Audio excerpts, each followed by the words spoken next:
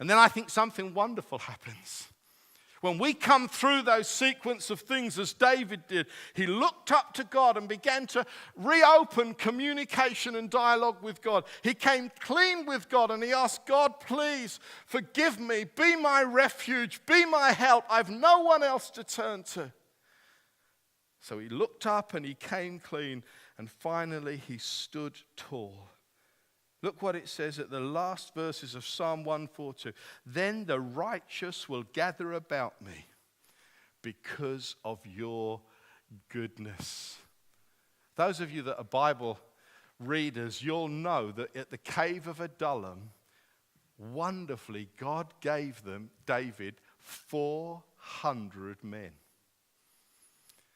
400 men. They had been in debt, they had been in crisis, they'd been in trouble, they were vagabonds. 400 men!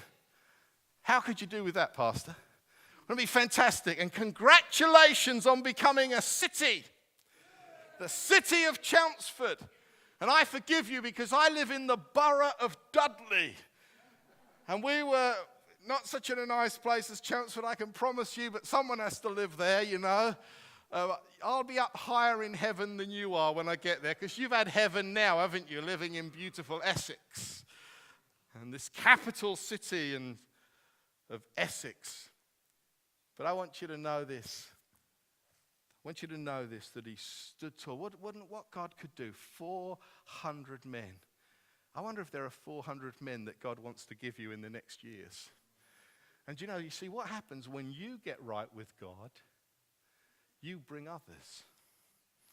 That's the whole story of the gospel. You see, when you're in that right place from God and God has done something in your life, you begin to affect all those around you. And because David came back to God, he came clean with God, he began to talk to God. God says, right, David, I'm going to anoint your life. And I'm going to use you to be a testimony of my goodness to those 400 people. You see, that's the thing. That's the